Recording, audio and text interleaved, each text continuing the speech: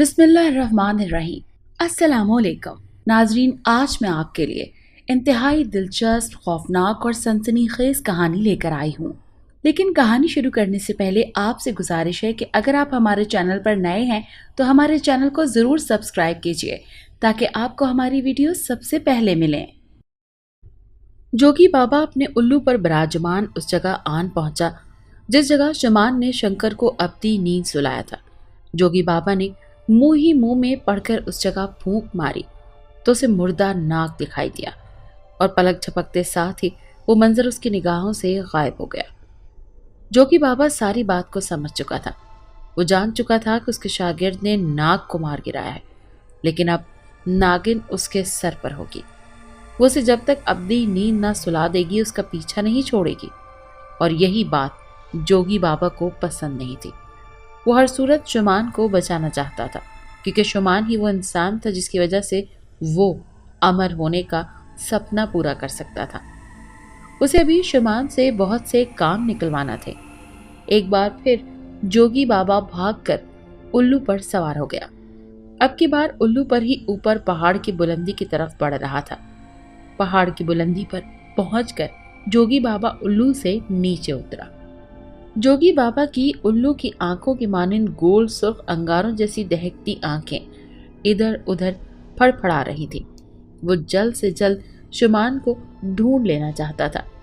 जंगल बेशक बहुत घना था, लेकिन ये सब उसकी निगाहों के सामने बेकार था। बावजूद इसके कि उसकी आंखें जंगल के अंदर जमीन पर रेंगते हशरातुल अर्ज तक को देख सकती थी। तभी जोगी बाबा की निगाह एक जगह जम सी गई। अगला मंजर उसके लिए बहुत ही हैरतनाक था। उसे यकीन नहीं हो रहा था कि वो जो कुछ देख रहा था वो सब कुछ हकीकत पर मबनी है। सदाम ने गुलशन से राब्ता किया और उसे 5 स्टार होटल में बुलाया और बताया कि वो उससे निहायत ही अहम बात करना चाहता है। गुलशन जानती थी कि सदाम उससे कौन सी ऐसी बात करने का मुतमन्नी है, लेकिन उसने फिलवक्त इनकार करना बेहतर न समझा। राब्ता मुनक़ता होने के बाद गुलशन जल्दी से तैयार हुई और घर वालों को कहा कि वो मार्केट शॉपिंग करने जा रही है। ड्राइवर को गाड़ी तैयार रखने का हुक्म दिया। गुलशन फौरन ही तैयार होकर गाड़ी में विराजमान ड्राइवर के साथ 5 स्टार होटल की तरफ जा रही थी। ड्राइवर जमील अहमद और उसके दरमियान काफ़ी ज़्यादा अलैक सलैक हो गई थी। दोनों ने एक दूसरे से इजहार मोहब्बत तक कर लिया था। जमील अहमद जल्द ही इस नई लव स्टोरी को इख्तिताम तक पहुंचाने का मुतमन्नी था, लेकिन गुलशन की ख्वाहिश थी कि वो किसी तरह अपने घर वालों को जमील अहमद के लिए राज़ी करे। दोनों के दरमियान रास्ते में कोई ख़ास बात न हो सकी। 5 स्टार होटल के सामने पहुंचकर गुलशन ने जमील अहमद को वहीं इंतज़ार करने का कहा और ख़ुद अंदर दाखिल हो गई। साली कुतिया, तेरे नाज नखरे थोड़े दिनों के लिए हैं, जल्द ही तुझे बताऊंगा कि मेरी मोहब्बत कैसी मोहब्बत है। गुलशन के होटल में दाखिल होते साथ ही जमील अहमद पीछे से गुस्से में बड़बड़ाया और फिर ड्राइविंग सीट पर विराजमान हो गया। गुलशन होटल में दाखिल हुई तो उसे जल्द ही वो टेबल पर दिखाई पड़ गया, जिसके पास रखी निशस्त पर विराजमान सद्दाम उसका बेसब्री से इंतजार कर रहा था। गुलशन पर नजर पड़ते साथ ही सद्दाम एकदम सीधा हो गया। गुलशन को उसका अंदाज में अजीब लगा। होटल में विराजमान हर किसो नाकस की निगाहें सद्दाम पर मरकूज थी, क्योंकि वो सब सद्दाम के बारे में बहुत अच्छी तरह से जानते थे। उसका हर ड्रामा जरा हटकर हो रहा था। यही नहीं, आए रोज कौमी अखबारात में उसके इंटरव्यूज शाया होते रहते थे। बहुत देर कर दी तुमने आने में, सद्दाम ने गुलशन के बैठते साथ ही शिकवा कुना लहजे में कहा। अपनी तरफ से तो जिस कदर मुमकिन हो सका मैंने जल्दी जल्दी ही निकलने की सही की थी, गुलशन ने जवाब दिया। अच्छा, ऐसी भी क्या खास बात थी जो घर आकर नहीं हो सकती थी? इसके लिए जनाब ने यहाँ होटल में बुलवा लिया। गुलशन की बात सुनकर सद्दाम चंदा झेप सा गया। उसे समझ नहीं आ रही थी कि वो अपनी बात का आगाज करे तो कहाँ से करे। सद्दाम को सोचों के भंवर में मुब्तला देखकर गुलशन ने उसे पुकारा, हेलो सद्दाम। तो सद्दाम चौंक गया। उसने सर को झटका दिया और ज़ेरे लब मुस्कुरा दिया। मैंने तुमसे ये कहना था कि मैंने अपने वालिदैन से बात कर ली है, जल्द ही वो तुम्हारे घर आएंगे। बिलाखिर सद्दाम ने तमाम तर हिम्मत यकजा करके कह ही दिया। उसकी बात सुनकर गुलशन हैरत के समंदर में गौतज़न हो गई। वो जो कुछ सारे रास्ते सोचती आई थी वही बात सामने आई। क्या हुआ, तुम इतनी परेशान क्यों हो गई? सद्दाम ने गुलशन के चेहरे पर उड़ती हवाइयां देख ली थी। उसे हैरत हो रही थी कि उसकी बात सुनकर खुश होने के बजाय गुलशन उल्टा परेशान ही हो गई थी। सद्दाम को उसका ये रवैया बिल्कुल अजीब सा लग रहा था। मैं कुछ समझी नहीं, बिलाखिर गुलशन ने थूक निकलते हुए कहा। क्या नहीं समझी? सद्दाम ने उसको मुस्कुराते हुए कहा।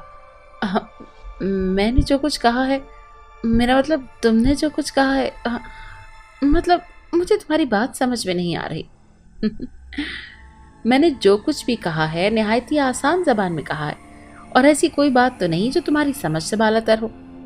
सद्दाम, तुम गलत समझ रहे हो, गुलशन ने धीमे से लहजे में कहा। सद्दाम ने पहले से ही 2 आइसक्रीम्स ऑर्डर कर दी थी और वेटर को बता दिया था कि जैसे ही उसका मेहमान पहुंचे वो 2 आइसक्रीम्स के कप ले आए। वेटर आइसक्रीम के कप रखकर चलता बना।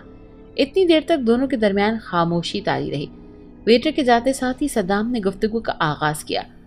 तुम कहना क्या चाहती हो? सद्दाम, जो गुलशन की बात सुनकर हैरान और शर्मसार रह गई थी, उसने खा जाने वाली आंखों से गुलशन को तकते हुए पूछा।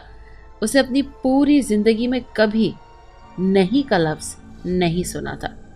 उसकी हर जायज और नाजायज बात सर तस्लीम में खम किया जाता था, लेकिन उसने ताजीज जिसे सबसे ज्यादा चाहा था आज वही नहीं का लफ्ज इस्तेमाल करने पर तुली हुई थी, और यही बात उसे गवारा ना थी। मैं किसी और में इंटरेस्टेड हूँ, गुलशन ने तमाम तर हिम्मत यकजा करके जवाब दिया। मैं उसे बहुत चाहती हूँ, और जो तुम समझ रहे हो, मेरे दिल में तुम्हारे लिए ऐसे कोई जज्बात कभी पैदा ही नहीं हुए थे। उसकी बात सुनकर सद्दाम गुस्से से पेचो ताप खाकर रह गया। उसका मन चाह रहा था कि गुलशन को जान से मार डाले। ऐसा ऐसा कैसे मुमकिन है?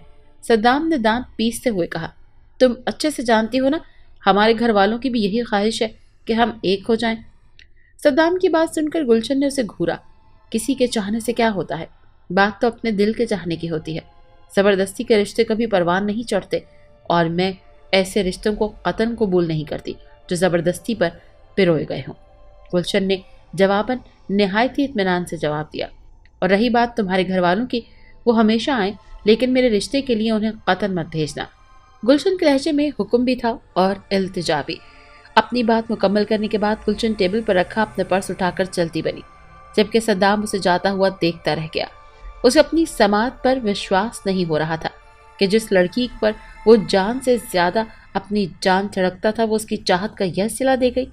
उसकी आंखों में नमी ऊद आई थी। वो जानता था कि होटल में बराजमान कितने ही लोगों की निगाहें उस पर मरकूज हैं। वो आंसू बहाकर खुद को सामने बेमोल नहीं करना चाहता था।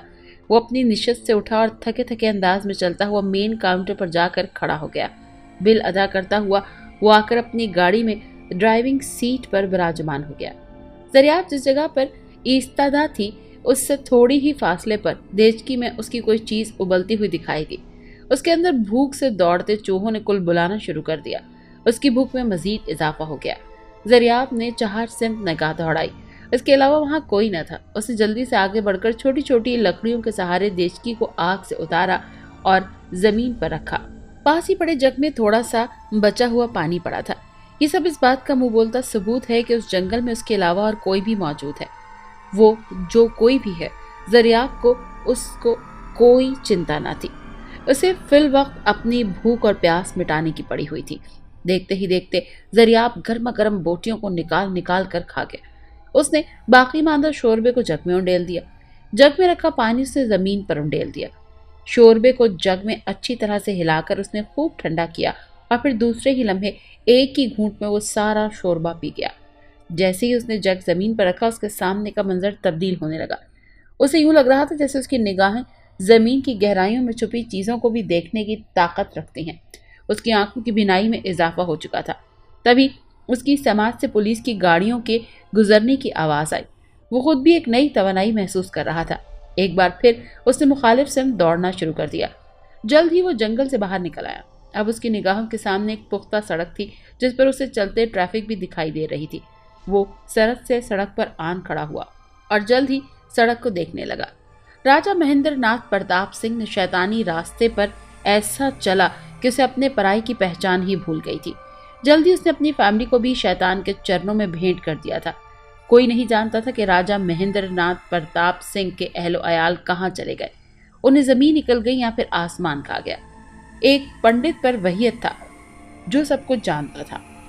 राजा महेंद्र नाथ को भी पंडित पुरोहित की तरह अमर होने की चिंता लग गई थी, जिसका पंडित पुरोहित अपनी जिंदगी में पूरा न कर पाया था। उसे ये पाया तकमील तक पहुंचाने को अपना फर्ज समझ रहा था। अगर पंडित पुरोहित अपनी जिंदगी में अमर होने का सपना पूरा ना कर पाया, तो वो भी पंडित पुरोहित की तरह इसी सपने को सपना नहीं बनाना चाहता था, बल्कि वो बहर सूरत इस सपने को हकीकत का रूप देना चाहता था, चाहे उसके लिए उसे खून की नदियां ही क्यों ना बहानी पड़े। पंडित पुरोहित ने उसे बताया कि अगर वो एक रात का खूनी अमल कर ले तो उसे पता चल सकता है कि वो किस तरह अमर होने के सपने को पूरा कर सकता है, लेकिन वो अमल इतना खतरनाक अमल है कि थोड़ी सी कोताही भी उसकी मौत लेने की वजह बन सकती है। राजा महेंद्र नाथ प्रताप सिंह पर अमर होने का भूत सवार हो चुका था और वो बहर सूरत अमर होना चाहता था। उसे मौत के नाम से भी नफरत थी। पंडित पुरोहित ने उसे मजीद बताया कि इस खूनी अमल के लिए उसे एक जवान लड़की की जरूरत होगी, जिसको कभी किसी दूसरे ने छुआ तक ना हो। अमल मुकम्मल होने के बाद उस लड़की के खून से पहले राजा महेंद्र नाथ प्रताप सिंह खुद को गुस्ल देगा, फिर शैतान के दो कामत बुत को गुस्ल देगा। लेकिन ये सब कुछ उसी सूरत में मुमकिन होगा अगर अमल सफल हो जाए। गुलशन को सद्दाम की बात से खदशा लाहक होने लगा कि कहीं उसकी शादी जबरदस्ती सद्दाम से न कर दी जाए। लिहाजा उसने रास्ते में जमील अहमद को कहा कि आज रात वो उसके साथ भागने के लिए तैयार है। यहाँ से भागते साथ ही उन दोनों को निकाह करना होगा। उसकी बात सुनकर जमील अहमद के मन में लड्डू फूटने लगे थे। अंधे को क्या चाहिए, दो आंखें। इसके मुतरादिफ उसने फौरन रजामंदी जाहिर कर दी। रात के पिछले पहर जब हर किस नाकिस ख्वाब और खरगोश के मजे लूट रहे थे, गुलशन जमील अहमद के साथ घर का सब कुछ समेट कर 9-2-11 हो गए। जाते समय उसने घर वालों के नाम एक लेटर लिख दिया, जिसमें उसने खुलकर सारी बात बता दी। वो अपने ड्राइवर के साथ घर से भाग रही है। वो और उसका ड्राइवर एक दूसरे को चाहते हैं, लेकिन इस बात को कोई जानते हैं और इसके यकजा होने के बाद की कोई उम्मीद नहीं। लेकिन दोनों एक दूसरे के बिना जीने का तसव्वुर भी नहीं कर सकते, जिसकी वजह से वो कोर्ट मैरिज कर रहे हैं। ये एक ऐसी बुरी खबर थी जिसने कमिश्नर आसिफ और उसकी फैमिली के पैरों तले से जमीन खींच ली। सुबह सुबह जब गुलशन को उसके कमरे में ना पाया और लेटर मिला तो सब हैरान रह गए। उन्हें गुलशन से इस सब की तवक्को न थी। कमिश्नर आसिफ और उसकी फैमिली की इज्जत को गुलशन ने पैरों तले रौंद दिया था। सब घर वाले सर पकड़ कर रह गए थे। उन्हें यकीन ही नहीं हो रहा था कि गुलशन जैसे सब घर वाले बेइंतहा मोहब्बत करते हैं, वो उनकी मोहब्बत का यूं जनाजा निकालेगी। दूसरी तरफ जमील अहमद गुलशन को लिए अपने एक दोस्त के यहाँ जा पहुंचा। उसने दोस्त को अकेले में बताया कि उसने बहुत बड़ा हाथ मारा है, कमिश्नर की बेटी को भगा लाया है। उसका दोस्त जो उसके बुरे कामों में उसकी मुआवनत करता था, उसकी बात सुनकर खुशी से निहाल हो गया। गुलशन को जमील अहमद का दोस्त एक आंख नहीं भाया था। गुलशन मुतवातिर बजिद थी कि जमील अहमद उससे निकाह करे, लेकिन जमील अहमद एक ही रट लगाए हुए था कि उसके बाप ने शहर भर में नाके लगा रखे हैं। अगर दोनों पकड़े गए तो वो इनका तिक्का बोटी करके रख देगा। दूसरी तरफ जमील अहमद ने उसकी इज्जत की धज्जियां उड़ानी शुरू कर दी। पहले पहल तो गुलशन ने मना किया, लेकिन जमील अहमद ने यह ड्रामा रचाया कि अगर कोई यहाँ तक पहुंच भी गया तो वो हमें कुछ नहीं कहेगा। जब तक उन्हें पता चलेगा तुम प्रेग्नेंट हो तो वो भी हथियार डाल देंगे। दिन पर लगा के गुजरते चले गए और 1 साल बाद गुलशन ने एक बेटी को जन्म दिया, जिसका नाम सायमा रखा गया। उस बेटी के बाद दोनों दोस्तों ने उसकी इज्जत की धज्जियां उड़ाना शुरू कर दी। गुलशन अपने किए पर बहुत अफसरदा थी। उसे समझ आ चुकी थी कि उसने गलत इंसान का इंतखाब किया था। गुलशन के आंसू थमने का नाम नहीं ले रहे थे। उसे रह रह कर अपने घर वालों की याद आ रही थी, लेकिन सिवाय पछतावे कि उसके पास अब कुछ भी बचा नहीं था। दिन पर लगा कर गुजर रहे थे और उसके यहाँ एक और बेटी ने जन्म लिया, जिसका नाम उसने महविश रखा। जिस दिन उसके यहाँ महविश पैदा हुई, उसी शाम जमील अहमद एक और लड़की को वरगला कर ले आया।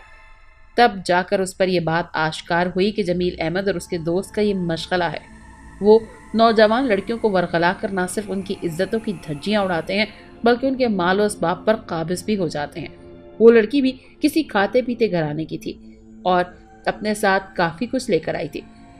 गुलशन ने मौका देखकर जब दोनों दोस्त उस लड़की के साथ मिलकर कहीं गए थे, उनसे एक लोहे के डंडे से अलमारी का ताला तोड़ दिया, जिसके अंदर दोनों दोस्त मासूम और नौजवान लड़कियों से लूटा हुआ माल और इसबाब जमा करके रखते थे। ताला खुलने की देर थी कि अगला मंजर देखकर गुलशन हैरान रह गई। वो अलमारी पैसों की गड्डियों और सोने चांदी के जेवरात से लबालब भरी हुई थी। गुलशन ने एक जल्दी से जाकर तकिए का कपड़ा उतारा اور اس کے اندر جتنا کچھ بھر سکتی تھی بھر لیا، خاص کر نوٹوں کی تو اس نے ایک گڈی تک بنا لی تھی۔ باقی سونے چاندی کے زیورات اس نے اتنے بھر لیے تھے کہ تعزیز وہ بیٹھ کر دونوں ہاتھوں سے بھی لٹاتی تو ختم نہ ہوتے۔ گلشن نے دونوں ان کی بیٹیوں کو اٹھایا اور گھر سے باہر نکل آئی۔ اس کی قسمت اچھی تھی کہ گھر سے نکلتے ساتھ ہی اسے ایک خالی رکشہ مل گیا۔ وہ اس پر سوار ہو گئی۔ ابھی رکشہ تھوڑی ہی دور گیا ہوگا کہ گلشن کو ویرانے میں ایک چھوٹی سی بچی دکھائی دی۔ اس نے رکشہ رکوایا اور باہر نکل آئی۔ اس نے بچی کو اٹھایا اور اسے بھی اپنے پاس بٹھا دیا۔ رکشے والے نے اس کو بغور دیکھا۔ پریشان مت ہو بھائی، یہ ویرانے میں بھٹکتی کسی کی بیٹی ہے، میں بھی 2 بیٹیوں کی ماں ہوں۔ جب تک اس کے والدین کا کوئی پتہ نہیں لگتا اسے میں ماں بن کر اپنے پاس رکھوں گی۔ گلشن نے رکشہ ڈرائیور کو گھورتے ہوئے دیکھ کر کہا، بہن آپ بہت اچھی ہو، آپ جیسی عورتیں قسمت کی بہت دھنی ہوتی ہیں۔ رکشے والا اس کی تعریف کرتے ہوئے بولا۔ کاش کہ ایسی ہی بات ہوتی، گلشن نامالود لہجے میں بولی۔ بہن کوئی مسئلہ ہے کیا؟ رکشے والے نے گلشن سے پوچھا۔ ہاں بھائی، مجھے ایک رہنے کے لیے مکان چاہیے، میں اس شہر میں نئی ہوں لیکن سمجھ نہیں آ رہا کہ کہاں جاؤں۔ گلشن نے بے چارگی کے عالم میں جواب دیا، بہن اگر برا نہ مانو تو شہر سے تھوڑا باہر آپ جا کر مکان کرائے پر لے لو، وہاں آپ کو سستے داموں مکان مل جائے گا، لیکن یہاں تو کرائے آسمان سے باتیں کر رہے ہیں۔ رکشے والے نے مشورہ دیا۔ ہاں یہ ٹھیک ہے، لیکن کسی محفوظ جگہ پر ہو، تم تو جانتے ہو بھائی اکیلی عورت ہوں، ہر کوئی انگلی اٹھانے والا ہوتا ہے۔ گلشن نے دھیمے لہجے میں کہا۔ ٹھیک ہے بہن، میرا ایک جاننے والا ہے، اس کے 2-4 مکان ہیں، میں امید کرتا ہوں کہ کوئی نہ کوئی مکان خالی ہوگا۔ گلشن نے اس کی بات کے جواب میں سر ہلا دیا۔ پھر رکشے والے نے رکشے کی مزید سپیڈ بڑھا دی اور جلدی سے وہ شہر سے باہر ایک متوسط آبادی میں داخل ہو گیا۔ تھوڑی ہی دیر بعد ایک گندے پانی سے بھری گلی کے نکڑ پر ایک گھر کے سامنے جا کر رکشہ رکا۔ میرے ساتھ آؤ بہن، رکشے والا رکشے سے اتر کر بولا تو گلشن نے اس کی بات کا جواب دیا۔ رکشے والے نے اس گھر کا دروازہ کھٹکھٹایا تو اندر سے پوچھا گیا کون ہے۔ رکشے والے نے اپنا تعارف کروایا اور پھر انہیں اندر بلایا۔ دونوں اندر چلے گئے۔ گلشن نے تکیے کے اس لحاف کو اچھی طرح سے سنبھال رکھا تھا، حالانکہ اس کی دونوں بچیوں کو اٹھا رکھا تھا اور تیسری بچی ساتھ چل رہی تھی۔ رکشے والے نے اپنے ایک عزیز سے بات چیت کر کے گلشن کو مکان دلا دیا۔ گلشن اپنی دونوں بچیوں اور ملنے والی بچی کے ساتھ اس گھر میں رہنے لگی۔ گلشن نے اپنے ساتھ لائی نقدی سے گھر کے استعمال کی کچھ چیزیں خریدی۔ 2 ماہ تک وہ اس مکان کے کرائے میں رہتی رہی۔ 2 ماہ کے بعد جب اسے یقین ہو گیا کہ ایک محلے میں اسے کسی قسم کی کوئی پریشانی لاحق نہیں ہے تو اس نے مالک کے مکان سے بات چیت کر کے خود وہ مکان خرید لیا۔ ملنے والی بچی جو بولنا جانتی تھی، اس نے اپنا نام اسے زریں بتایا تھا اور یہ بھی بتایا تھا کہ اس کے والد کا نام مہتاب خان ہے، لیکن اس سے زیادہ وہ کچھ نہیں جانتی تھی۔ گلشن سے جس حد تک ممکن ہوا اس نے اس کے والدین کو تلاش کرنے کی کوشش کی۔ یکے بعد دیگرے اس نے زیورات بیچ ڈالے، گھر کے اخراجات اس نے انہی سے پورے کرنے شروع کر دیے۔ گھریلو استعمال کی تمام اشیاء اس نے خرید لی اور باقی ماندہ رقم اس نے گھر کے اندر ہی چھپا دی۔ وہ کسی پر بھی کچھ عیاں نہیں کرنا چاہتی تھی۔ وہ جانتی تھی کہ اگر کسی کو بھنک بھی پڑ گئی تو پلک جھپکتے میں سب کچھ اس سے چھین لیا جائے گا۔ گزرتے وقت کے ساتھ اس کی بچیاں جوان ہو گئیں۔ اس نے بچیوں کی تعلیم و تربیت پر کوئی دقیقہ فروغ گزاشت نہ کی تھی۔ امی، گلشن جو ماضی کی یادوں میں کھوئی ہوئی تھی، اس کی سماعت اس کی بیٹی مہوش کی آواز سے ٹکرائی تو اس نے چونک کر اسے دیکھا۔ امی، آپ رو رہی ہیں؟ گلشن اپنی بیٹی سے اپنے آنسو پوشیدہ نہ رکھ پائی۔ وہ اسے کیسے اور کیا بتاتی کہ اس کی زندگی میں کیسے کیسے نشیب و فراز آئے ہیں، جن حالات کا اس نے سامنا کیا۔ اگر اس کی اولاد کو اس کا پتہ چل جائے تو وہ شاید اس سے نفرت ہی کرنے لگیں۔ اگر انہیں معلوم ہو جائے کہ وہ دونوں اس کی ناجائز بیٹیاں ہیں، پھر تو شاید وہ اس سے شدید نفرت کرنے لگ جائیں۔ لیکن زمانے نے کب تک وہ اس حقیقت کو اپنی بیٹیوں سے پوشیدہ رکھ پاتی؟ مہوش بار بار اسے پکار رہی تھی، لیکن وہ اس کی بات کا کیا جواب دیتی؟ اس نے آنسو صاف کیے اور چپ چاپ ویل چیئر سے اٹھ کر باہر رکھی چارپائی پر جا کر براجمان ہو گئی، جہاں اس کی سلائی مشین رکھی ہوئی تھی۔ مظہر اقبال اور سائمہ کے درمیان یونیورسٹی میں پیار و محبت شروع ہو گیا۔ اس بات سے زریں آشنا تھی اور اس نے کئی بار سائمہ کو منع بھی کیا اور سمجھایا کہ اگر امی کو اس بات کی بھنک پڑ گئی نا تو ان پر بہت برا اثر پڑے گا۔ لیکن یہ عشق تو ہوتا ہی اندھا ہے، ایک بزدل انسان کو بھی نڈر بنا دیتا ہے۔ سائمہ نے کبھی مصمم ارادہ کیا ہوا تھا کہ جو ہونا ہوگا ہو جائے گا، آخر ایک نہ ایک دن تو امی کو پتہ لگنا ہی ہے۔ زریں جانتی تھی کہ اگر عشق و عاشقی کا یہ سلسلہ چلتا رہا اور طول پکڑ گیا تو اس کا نقصان دونوں کی تعلیم پر ہوگا۔ وہ چاہتی تھی کہ پہلے دونوں اپنی تعلیم پوری کر لیں، اس کے بعد دونوں اپنے گھر والوں کو حقیقت سے آشنا کر دیں، فیصلہ والدین پر چھوڑ دیں۔ والدین کبھی بھی اولاد کے بارے میں غلط فیصلہ نہیں کرتے، لیکن مجال ہے کہ ان دونوں کے کانوں پر جوں بھی رینگی ہو۔ وہ دونوں تو دن چڑھنے سے پہلے ایک ہونے کے سپنے دیکھ رہے تھے۔ زری کو یہی فکر لاحق رہتی تھی کہ کہیں دونوں کوئی ایسا قدم نہ اٹھائیں جس سے دونوں کے خاندانوں کی بے عزتی ہو، لیکن زری کو وہ سنتے ہی کب تھے۔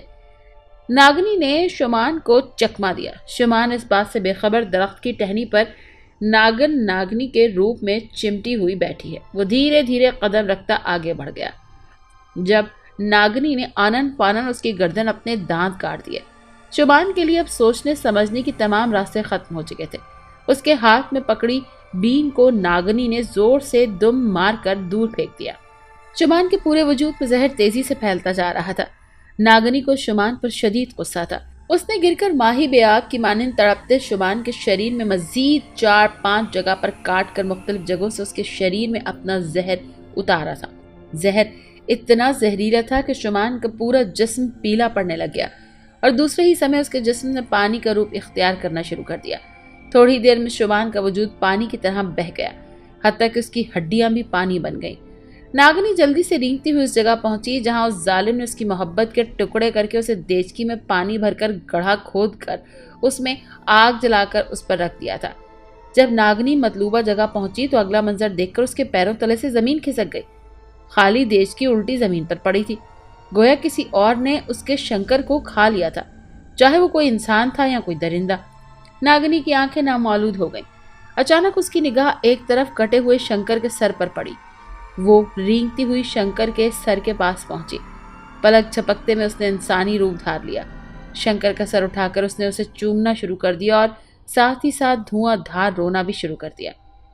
میں اس وقت تک واپس اپنی دنیا میں نہیں جاؤں گی جب تک ظالم کی دہکتی ہوئی آگ میں اسے نہ ڈال دوں۔ تم نے میری ضد کی خاطر اور میری محبت کی خاطر اپنی جان کا نذرانہ پیش کیا ہے۔ اس جنم میں نہ صحیح اگلے جنم میں ہم ضرور ایک ہو جائیں گے، ناگنی نے بار بار ناگ کے سر کو چومتے ہوئے کہا۔ اس کی بے نور آنکھوں میں ناگنی کو ایک ہی پرچھائی دکھائی دے رہی تھی اور وہ تھی شمان کی پرچھائی۔ لیکن ناگنی کو یہ سمجھ نہیں آ رہی تھی کہ اس کے ناگ کے شریر کو کس نے کھایا ہے۔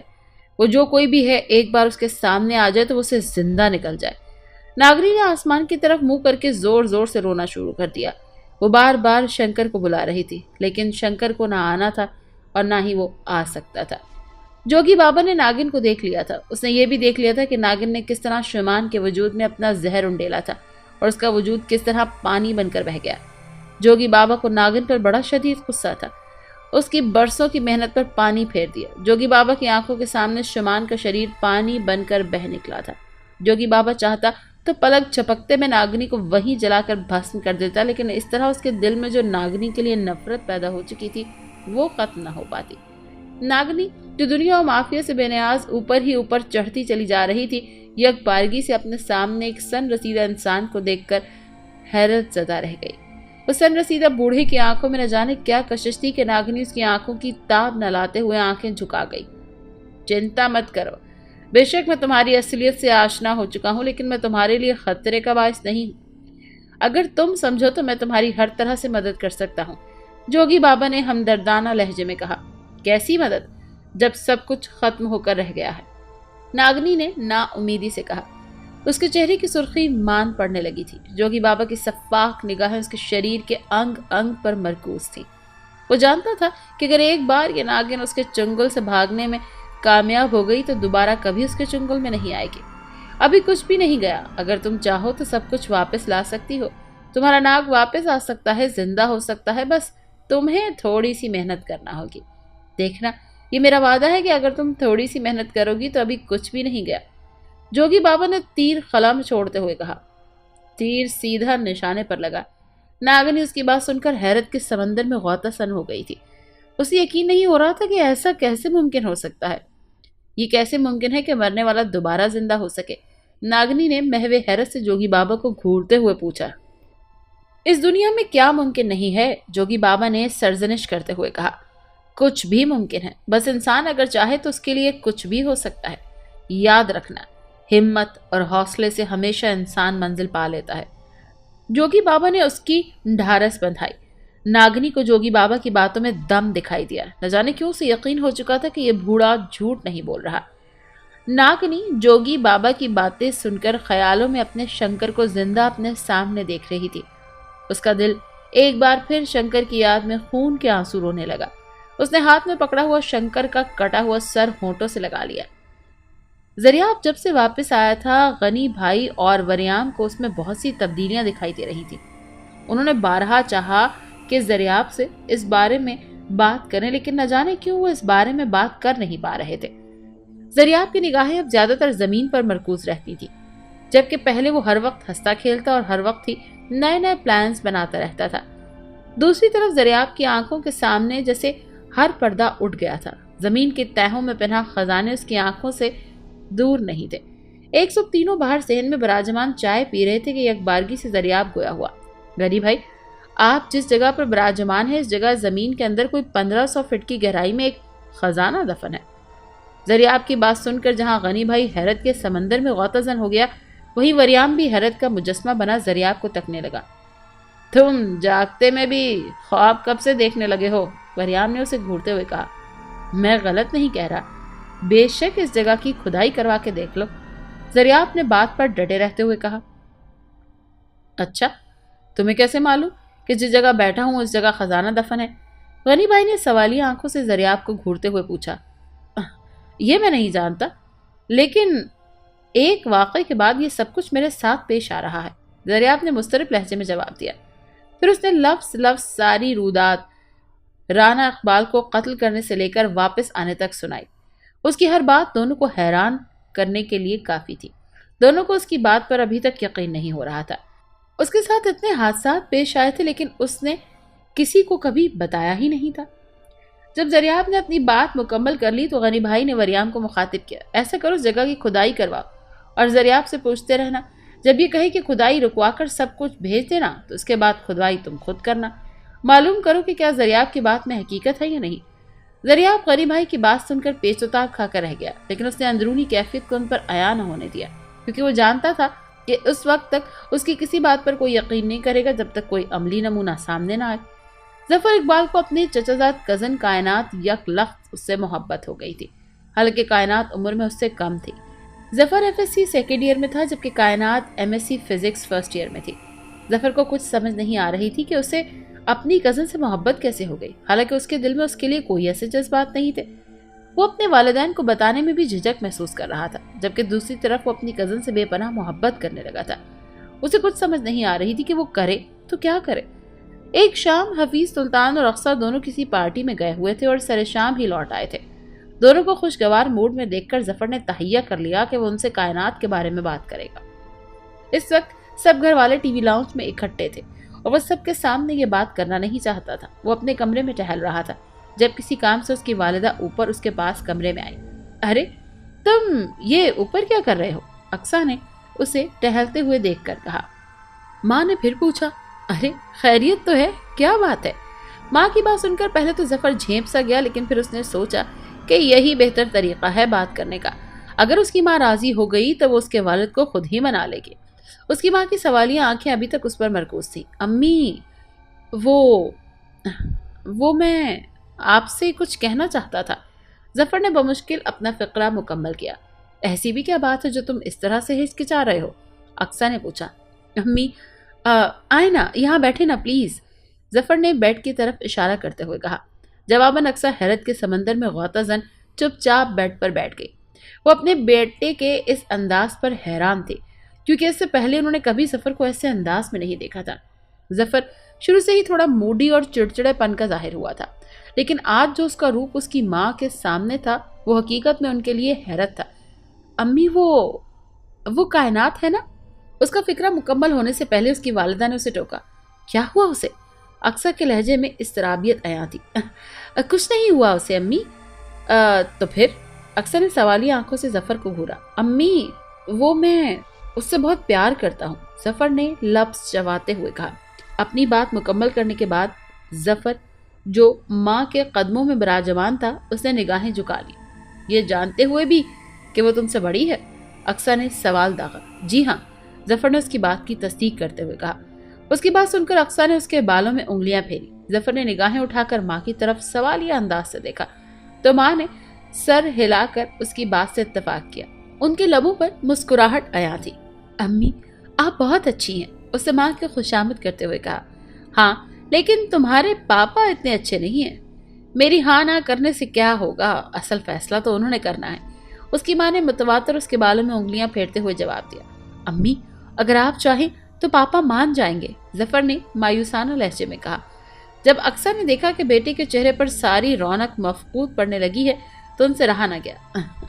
تم فکر نہ کرو، بھلا کیوں نہ مانیں گے، اقصیٰ نے ان کی ڈھارس بندھاتے ہوئے کہا تو جواباً ظفر نے سر ماں کے گھٹنوں پر رکھ دیا، جبکہ اقصیٰ متواتر اس کے بالوں میں انگلیاں پھیر رہی تھی۔ زریاب اس وقت وریام کے ساتھ بھتہ وصول کرنے آیا تھا۔ اس کے ساتھ آئے چیلے چاروں طرف پھیل گئے، جبکہ زریاب اور وریام دونوں گاڑی میں موجود تھے۔ زریاب گاڑی سے نکلا اور ڈرائیونگ سیٹ سے پچھلے دروازے کے ساتھ ٹیک لگا کر کھڑا ہو گیا۔ اس نے جیب سے سگریٹ کی ڈبی نکالی اور ایک سگریٹ نکال کر ہونٹوں میں دبا لی۔ پھر جینز کی دوسری جیب میں لائٹر نکالا اور سگریٹ سلگا کر اس کا دھواں ہوا میں چھوڑا۔ لائٹر جیب میں ڈال کر سگریٹ اس نے دائیں ہاتھ کی انگلیوں میں دبائی۔ تبھی اس کی نگاہ سائمہ اور زری پر پڑی۔ زری اور سائمہ کی نگاہیں بھی اس کی طرف لگی ہوئی تھی۔ وریام نے انہیں نہیں دیکھا تھا کیونکہ وہ زریاب کی طرف پشت کیے ہوئے تھا اور اپنے چیلوں کو بھتہ وصول کرتے ہوئے دیکھ رہا تھا۔ مارکیٹ پر ہر دکان پر غنی بھائی کے نام کا بورڈ چسپاں تھا۔ زریاب نے ایک سرسری سی نگاہ ان دونوں پر ڈالی اور نگاہیں پھیر لی۔ پھر سگریٹ کا کش لگاتے ہوئے اس نے کنکھیوں سے زری کو دیکھا۔ نہ جانے اس میں ایسی کون سی کشش تھی کہ اس کی نگاہیں نہ چاہتے ہوئے بھی اس سے ہٹ نہیں پائی تھی۔ دوسری طرف زری اور سائمہ کو خدشہ تھا کہ زریاب کو کوئی نیا مسئلہ نہ پیدا ہو جائے، لیکن اگر منظر دیکھ کر ان کی حیرت ہواریدہ ہو گئی۔ زریاب نے انہیں دیکھ کر آنکھیں پھیر لی تھی۔ یہ سب کچھ ان کی سوچ سے بالاتر تھا۔ انہیں یقین نہیں ہو رہا تھا کہ ایک گنڈا اپنی بے عزتی کا بدلہ لینے کے بجائے انہیں معاف کر دے گا۔ انہوں نے کسی سے گزشتہ واقعے کا تذکرہ نہ کیا تھا، لیکن ان کے قالب و دہن میں یہ بات ثبت ہو چکی تھی کہ زریاب ایک مایاناز گنڈا ہے اور وہ اپنی بے عزتی کا بدلہ ضرور لے گا۔ زری کو زریاب کا یہ روکھا پن اچھا نہیں لگا تھا۔ نہ جانے کیوں اس کا من چاہ رہا تھا کہ آج زریاب پر اس کا راستہ روکے اور پھر وہ سب کے سامنے اس سے معافی مانگے، لیکن اس نے ایسا نہیں کیا۔ اسے اپنا آپ بہت چھوٹا لگنے لگا۔ اسے یوں لگ رہا تھا جیسے زریاب نے اس کی بے عزتی کر دی ہو۔ یونیورسٹی کے اندر داخل ہوتے ہی وہ چپ رہی۔ مجھے بالکل یقین نہیں ہو رہا کہ یہ ایسے شریف بن جائے گا، سائمہ نے یونیورسٹی کا گیٹ عبور کرنے کے بعد کہا۔ میں نے کہا تھا نا کہ ایسے غنڈوں کا یہی حل ہوتا ہے، اگر ان کو روکا نہ جائے تو کل کو کوئی نیا مسئلہ پیدا کر دیتے ہیں، اور قبل اس کے بعد زیادہ طول پکڑے سانپ کا سر ہی کچل دیا جائے تو ہی بہتر ہوتا ہے۔ زری نے سائمہ کو سمجھاتے ہوئے کہا۔ ایک بات کہوں، سائمہ بولی، لیکن اس نے زنی کی طرف دیکھا ہی نہیں تھا، بلکہ اس کی نگاہوں کے سامنے مرکوز تھی جہاں سارے طلبہ و طالبات گپ شپ میں مصروف تھے۔ ہاں، زری نے مختصر جواب دیا۔ یہ گنڈا لگتا نہیں ہے۔ اب کی بار سائمہ نے رک کر بات کی تو زری کو بھی رکنا پڑا۔ بے شک اس کا انداز، اس کا طریقہ کار ٹھیک نہیں ہے، لیکن اس میں اس کی کیا غلطی ہے؟ وہ حقیقت میں تم سے بہت پیار کرتا ہے۔ اگر اسے تم سے محبت نہ ہوتی تو تمہاری اس حرکت پر تمہیں ٹکڑے ٹکڑے کر دیتا۔ جانتی ہوں وہ کتنا بڑا گنڈا ہے، اس کے نام سے تو پولیس بھی خوف کھاتی ہے، پھر میں اور تم کس کھیت کی مولی ہیں۔ سائمہ اپنی بات مکمل کر کے چلتی بنی، جبکہ زری اپنی جگہ پر کھڑے اسے جاتا دیکھتی رہ گئی۔ نہ جانے کیوں اسے سائمہ کی باتوں میں حقیقت پنہا دکھائی دی۔ اس کا من چاہا کہ ابھی جا کر زریاب کے قدموں میں گر کر معافی مانگ لے۔ جس جگہ کے بارے میں زریاب نے بتایا تھا اس کی کھدائی کی گئی تو واقعی وہاں سے پرانے زمانے کے سونے کے سکے اور کچھ ہیرے جواہرات ملے جو بہت ہی نایاب تھے۔ انہیں دیکھ کر غنی بھائی کی آنکھوں کی پتلیاں جیسے جامد ہو کر رہ گئی۔ غنی بھائی کے اشارے پر وریام نے فوراً اس سارے خزانے کو غنی بھائی کے روم میں پہنچا دیا۔ غنی بھائی اور زریاب وہیں آ گئے۔ پہلے چیلوں کو گھر سے باہر نکال دیا گیا، بعد میں انہیں بلوا کر اس گھڑے کو بند کروانے کا حکم دیا گیا۔ وریام دوبارہ غنی بھائی کے کمرے میں آ گیا۔ وہ اپنے کسی چیلے کو بھی کسی راز میں ہمراز بنانے کے متمنی نہیں تھے۔ اس وقت تینوں غنی بھائی کے روم میں براجمان تھے اور ان کے سامنے پرانے زمانے کے سکوں کا انبار لگا ہوا تھا۔ یہی نہیں، اس خزانے کے اندر سے کچھ قیمتی زیورات بھی ملے تھے جن پر ہیرے چنے گئے تھے۔ ایسے نایاب زیورات کا آج کے دور میں ملنا ممکنات میں نہیں ہے۔ غنی بھائی اور وریام حیرت کے اس سمندر میں غوطہ زن اس خزانے کو دیکھ رہے تھے جو تانبے کی بنی ایک بڑی سی 10-15 کلو کی دیگ میں بند کیا ہوا تھا۔ اس دیگ کا منہ بھی تانبے کے چادر رکھ کر لوہے کے تاروں سے بند کیا گیا تھا۔ یہ خزانہ کسی پرانے زمانے کی نشاندہی کر رہا تھا جو ابھی تک اپنی اصلی حالت میں تھا۔ ایک ایک چیز بالکل ٹھیک اور درست حالت میں تھی، رتی برابر بھی کسی چیز میں نقصان دکھائی نہ پڑ رہا تھا۔ یاد رکھنا ذریعہ، کسی اور کے سامنے اپنی اس نئی تبدیلی کا ذکر مت کرنا، ورنہ تمہارا جینا دوبر کر دیا جائے گا، غنی بھائی نے ناصحانہ لہجے میں کہا۔ اس بات میں کوئی شک نہ تھا کہ زریاب اور وریام کو غنی بھائی نے بیٹوں کی طرح پالا تھا۔ یہ الگ بات تھی کہ ان کی پرورش اس نے ایسے ماحول میں کی تھی جس کی ہر پگڈنڈی موت کی طرف جاتی تھی۔ اس کے ساتھ جو کچھ ہو چکا تھا، اس کے بعد اس کے اندر رحم اور احساس نام کی ہر چیز ختم ہو کر رہ گئی تھی۔ اگر کوئی چیز باقی بچی تھی تو وہ تھی صرف اور صرف درندگی۔ اس درندگی اور سفاکی کو وہ کبھی بھی چھوڑنا نہیں چاہتا تھا۔ اس نے شرافت کا لبادہ جب سے اتارا تھا، اس کے بعد کبھی کوئی ایسا کام نہ کیا تھا جس کی وجہ سے اسے اچھے لفظوں میں یاد کیا جاتا۔ یہی جو کچھ بھی ہے، سب کچھ تم دونوں کا ہے۔ میری زندگی کی ڈور تم لوگوں سے بندھی ہوئی ہے۔ مجھے ان چیزوں سے کوئی محبت نہیں ہے۔ یہی وجہ ہے کہ میں نے اپنے خاص لاکر اور تجوری تک کی چابیاں تم دونوں کے سپرد کی ہوئی ہیں، تاکہ جب اور جس وقت جو کچھ بھی تم لوگوں کو درکار ہو، تم لوگ اسے لے لو۔ یہ سب کچھ تم لوگوں کا ہی ہے اور ان سب کے مالک بھی تم ہی ہو۔ بس ایک بات یاد رکھنا، تم لوگوں کو اب میں کھونا نہیں چاہتا۔ مزید کچھ کھونے کے لیے میرے اندر سکت نہیں ہے۔ بات کرتے کرتے غنی بھائی کا لہجہ گلوگیر ہو گیا تھا۔ وریام اور زریاب دونوں اٹھ کر غنی بھائی کے قدموں سے چمٹ گئے۔ آپ ہمارے محسن ہیں۔ آپ نے ہمیں اس وقت سہارا دیا جب ہم ہر سہارا کھو بیٹھے تھے۔ آپ نے ہمیں ہر وہ پیار دیا جس کی ہم طلبگار تھے، وریام نے نامالود لہجے میں کہا۔ غنی بھائی، اگر مجھے آپ پر اعتماد نہ ہوتا اور آپ کو اپنا سب کچھ نہ گردانتا تو کبھی بھی یہ بھیت آپ لوگوں پر عیاں نہ ہونے دیتا۔ زریاب نے اب ایک بار لقمہ دیا۔ میں تم دونوں کو اپنی اولاد سے بڑھ کر چاہتا ہوں۔ جو محبت میں اپنی اولاد کو نہ دے سکا، اس سے تمہیں محروم نہیں رکھنا چاہتا۔ تم دونوں میرے لیے دو بازوؤں کی مانند ہو۔ تم میں سے کسی ایک کو بھی آنچ آئے تو مجھے اپنا ایک بازو بیکار دکھائی پڑنے لگ جاتا ہے۔ غنی بھائی نے دونوں کے بالوں میں انگلیاں پھیرتے ہوئے کہا۔ آپ کے یہ دونوں بازو کبھی بھی ناتواں نہیں ہوں گے، زریاب نے غنی بھائی کی طرف دیکھتے ہوئے کہا۔ میری ایک ہی خواہش ہے کہ میری میت کو کاندھا تم دونوں ضرور دو، غنی بھائی نے دائیں بائیں کف سے آنکھیں صاف کرتے ہوئے کہا۔ غنی بھائی کی بات سن کر وریام نے غنی بھائی کے لبوں پر انگلی رکھ دی۔ وریام نے غنی بھائی کو مخاطب کیا اور دوسرے ہی لمحے اس کی آنکھوں سے اشک باہر نکل آئے۔ دوبارہ کبھی بھی ایسے الفاظ کو اپنی زبان پر مت لانا۔ وریام نے بمشکل تمام فکرہ مکمل کیا۔ غنی بھائی نے دونوں کو خود سے چمٹا لیا۔ تینوں کی آنکھیں ساون بھادو بن چکی تھی۔ غنی بھائی اپنی جگہ اپنے آپ کو خوش قسمت سمجھ رہے تھے۔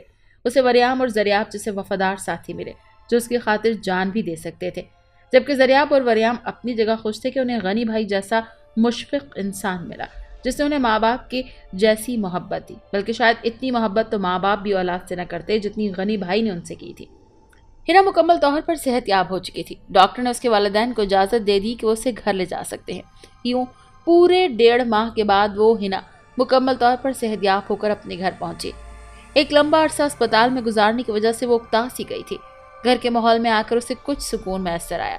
اس نے سکھ کا سانس لیا۔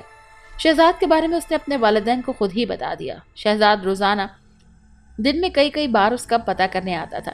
پہلے تو اس کے والدین نے اعتراض کیا، لیکن جب ہنا نے اپنے والدین کو شہزاد مجید اور اپنے متعلق سب کچھ بتا دیا تو چاروں ناچار انہیں سب کچھ برداشت کرنا ہی پڑا۔ ڈاکٹرز کا بھی یہی کہنا تھا کہ ہنا کو کسی قسم کا بھی دکھ نہ دیا جائے، بلکہ جتنا ہو سکے اسے خوش رکھا جائے۔ اس طرح ہنا جلد ہی اپنے پیروں پر کھڑی ہو پائے گی۔ یوں اس کے والدین کے متفقہ فیصلے پر شہزاد کو بلوا کر انہوں نے اس سے کہا کہ وہ بھی اس کی دیکھ بھال کرے اور اسے جس قدر ہو سکے سہارا دے تاکہ وہ جلد اپنے پیروں پر کھڑی ہو سکے۔ عالیہ کبھی خود آتی اور کبھی فون پر ہنا سے گھنٹوں باتیں کیا کرتی۔ اس نے ہنا سے معافی مانگی تھی۔ ہنا نے پچھلی باتوں کو بالائے طاق رکھتے ہوئے اسے معاف کر دیا تھا۔ یوں ایک بار پھر دونوں کی دوستی ہو گئی تھی۔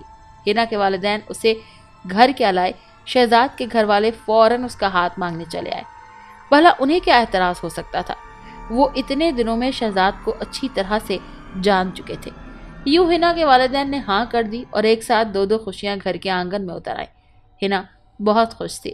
اسے اپنی خوشیوں میں عالیہ کو بھی ساتھ شامل کر لیا۔ پھر اسے فون کیا کہ فوراً اس کے گھر آئے۔ عالیہ نے بہت چاہا کہ وہ اسے فون پر بتائے، لیکن اس نے کہا کہ وہ اس کے گھر آ کر اسے بتائے گی۔ سدرا بی بی بازار سے سودا سلف لینے گئی تھی۔ وہ خود ہی بازار سے سودا لینے جاتی تھی۔ اس وقت وہ سبزی کی دکان سے سبزی لے کر مڑی ہی تھی کہ ان کی آنکھوں نے ایک ناقابل یقین منظر دیکھا۔ غنی بھائی اس وقت زریاب اور وریام کے علاوہ اپنے چیلوں کے ساتھ گاڑیوں پر وہاں سے گزرا جس جگہ وہ کھڑی تھی۔ اسے چند گز کے فاصلے پر سڑک تھی۔ انہوں نے بغور غنی بھائی کو دیکھا۔ انہیں اپنے قوت بینائی پر یقین نہیں ہو رہا تھا۔ غنی بھائی ایک روبدار انسان کے روپ میں تھا، لیکن جس انسان کو وہ جانتی تھی وہ تو بہت ہی سادہ اور شریف انسان تھا۔ غنی بھائی کے ساتھ درجنوں شوٹرز بھی تھے، جبکہ جس انسان کو وہ جانتی تھی اس کا تو کسی سے دشمنی بھی نہیں تھی۔ سدرا بیوی کی نگاہیں اس وقت تک گاڑیوں پر گڑی رہیں جب تک وہ نظروں سے اوجھل نہ ہو گئے۔ انہیں یقین نہیں ہو رہا تھا کہ یہ وہی انسان ہے جو کبھی ان کی زندگی کا ایک حصہ تھا، جس کی نشانی کو آج بھی انہوں نے ہتھیلی کے آبلے کی طرح رکھا ہوا ہے۔ کمشنر آصف کے بالوں میں سفیدی کی جھلک دکھائی دینے لگ گئی۔ کمشنر آصف کو اپنی بیٹی سے بے انتہا محبت تھی۔ وہ ہمہ وقت اسے یاد کرتا تھا۔ اس کی تلاش میں اس نے دن رات ایک کر دیا کہ حتیٰ کہ جمیل اور اس کے دوست کو بھی گرفتار کر لیا۔ ان سے بھی پوچھ گاچھ کی گئی۔ انہوں نے یہی بتایا کہ وہ اس کے پاس سب کچھ لے کر وہاں سے بھاگ گئی، لیکن ان کا بایو ڈیٹا نکلوانے پر کمشنر آصف یہی سمجھنے لگا تھا کہ ان ظالموں نے اس کی بیٹی کو مار دیا ہے۔ دوسری طرف اس کا دل اس بات کو ماننے کے لیے قطعاً تیار نہیں تھا۔ گلشن کو اس گھر سے گئے 22 برس ہو چکے تھے۔ ان 22 برسوں کے اندر بہت ساری تبدیلیاں رونما ہو چکی تھیں، لیکن کمشنر آصف اور ڈاکٹر سمرین خان کسی طور بھی اپنی بیٹی کو بھلا نہ پائے تھے۔ کمشنر آصف کے پوتے پوتیاں بھی اب تو جوانی کی دہلیز کو چھونے لگے تھے۔ اس کے بڑے بیٹے اشتیاق احمد کی بیٹی کائنات MSc فزکس کر رہی تھی، جبکہ حفیظ سلطان کے 2 بیٹے ظفر اقبال FSc فرسٹ ایئر جبکہ مظہر اقبال MBBS کر کے ہوم جاب کمپلیٹ کر کے ڈیوٹی کر رہے تھے۔ ارسلان احمد کی بھی صرف ایک ہی بیٹی تھی جس کا نام فضا رکھا گیا تھا۔ کمشنر آصف کے سارے بیٹے اسی ایک ہی چھت کے نیچے اپنے والدین کے ساتھ رہتے تھے۔ کمشنر آصف کے گھرانے میں جہاں خوشیاں پر پھیلائے ہوئے تھی، وہیں ایک ہی دکھ گہرے گھاؤ کی طرح ان کو اذیت دیے جا رہا تھا۔ ابو جان، اقصیٰ نے کمشنر آصف کو پکارا تو وہ چونک اٹھا۔ اس نے چونک کر ان دونوں کو دیکھا۔ کمشنر آصف چونک کر بولا، کیا بات ہے بیٹا، کوئی کام ہے کیا؟ کمشنر نے دونوں کی طرف سوالیہ نگاہوں سے دیکھتے ہوئے پوچھا۔ ابو جان، آپ سے ایک ضروری بات کرنی ہے۔ اب کی بار حفیظ سلطان نے لقمہ دیا۔ کیا بات کرنی ہے بیٹا، کھل کر کرو۔ کمشنر سجدہ ہو کر بیٹھا تو دونوں کی طرف سوالیہ نگاہوں سے دیکھنے لگا۔ کوئی پریشانی کی بات تو نہیں ہے؟ نہیں ابو جان، حفیظ بولا۔ اصل میں بات یہ ہے کہ ظفر بضد ہے کہ اسے اپنی کزن کائنات سے ہی شادی کرنی ہے۔ ہم نے کہا کہ اگر آپ سے مشورہ کر لیں تو۔ حفیظ نے بمشکل تمام بات مکمل کی، لیکن پھر بھی فقرہ ادھورا چھوڑ دیا۔ ایکچولی ابو جان، وہ کائنات سے بہت پیار کرتا ہے۔ اقصیٰ حفیظ کو فقرہ ادھورا چھوڑتے دیکھ کر فوراً بولی۔ ارے واہ، یہ تو بڑی خوشی کی بات ہے۔ کمشنر چہک کر بولا، ارے کہاں ہے ہمارا پوتا، ہم اس کے اس فیصلے پر اس کو سینے سے لگائیں گے۔ کمشنر کی بات سن کر دونوں کے چہرے کھل اٹھے۔ وہ جانتے تھے کہ جب تک گھر کا فیصلہ کمشنر نہیں کریں گے تب تک کوئی فیصلہ ممکن نہیں۔ وہ کالج گیا ہے، اقصیٰ نے جواب دیا۔ بیٹا تم جاؤ اور اشتیاق اور زری کو بلا کر لے کر آؤ، کمشنر نے تحکمانہ لہجے میں حفیظ کی طرف دیکھتے ہوئے کہا تو وہ فوراً اٹھ کھڑا ہوا۔ اپنی ماں کو بھی بلا لاتے آنا۔ اچھا ابو جان۔ حفیظ خوشی سے پھولے نہیں سمائے ہوئے تھے اور جلدی سے گھر کے اندر داخل ہو گئے۔ اسپتال کی طرف سے ایک خصوصی میٹنگ کا انعقاد شہر کے مشہور ہوٹل میں کیا گیا تھا، جہاں اسپتال کے عملے سمیت آنے والے مہمانوں کے لیے بھی انتظامات کیے گئے تھے۔ فضا اسی اسپتال میں بطور LHV جاب کر رہی تھی۔ اسے بھی انویٹیشن کارڈ موصول ہو گیا تھا۔ ساتھ میں ڈاکٹر عمر زمان نے کال بھی کر دی تھی کہ کل کی میٹنگ میں لازمی شریک ہونا۔ اس میٹنگ کا مقصد شہر میں پھیلتی نئی بیماری کی روک تھام تھا۔ اس میٹنگ میں شہر کے بڑے اسپتالوں کے ڈاکٹر صاحبان اور لیڈی ڈاکٹرز کو بھی مدعو کیا گیا تھا۔ علاوہ ازیں شہر کی چند مشہور شخصیات کو بھی مدعو کیا گیا تھا۔ ملک اظہار اسی ہوٹل کا مینیجر تھا۔ اس نے تمام تر انتظامات مکمل کرنے کے بعد ڈاکٹر عمر زمان کو بلوا کر چیک کروایا تھا۔ ڈاکٹر عمر زمان سارے انتظامات دیکھ کر بڑا خوش ہوا۔ ملک اظہار زریاب کا سگا بھائی تھا۔ زریاب سب سے چھوٹا تھا۔ ملک زوار احمد جو ہائی اسکول کے مشہور ٹیچر تھے، زریاب ان کا بیٹا تھا۔ ملک زوار احمد کی اہلیہ ریحانہ زوار ہاؤس میں وائف تھی۔ ملک زوار احمد کی اہلیہ ریحانہ ہاؤس وائف تھی۔ ملک زوار احمد کے 3 بیٹے اور 1 بیٹی تھی۔ ملک ایاب بڑا بیٹا جو کہ اسی اسکول میں کلرک کی جاب کر رہا تھا۔ ملک زوار احمد ٹیچر تھے۔ اس سے چھوٹا ملک اظہار تھا جو کہ ہوٹل مینیجر تھا۔ 2 بھائیوں کے بعد ان کی اکلوتی بہن عالیہ تھی جو کہ ہیڈ مسٹریس کی جاب کر رہی تھی۔ سب سے چھوٹا زریاب تھا جسے غلط فہمی کی بنیاد پر ملک زوال احمد نے بچپن میں ہی گھر سے نکال دیا تھا، یہی سے انہیں آگ کر دیا تھا۔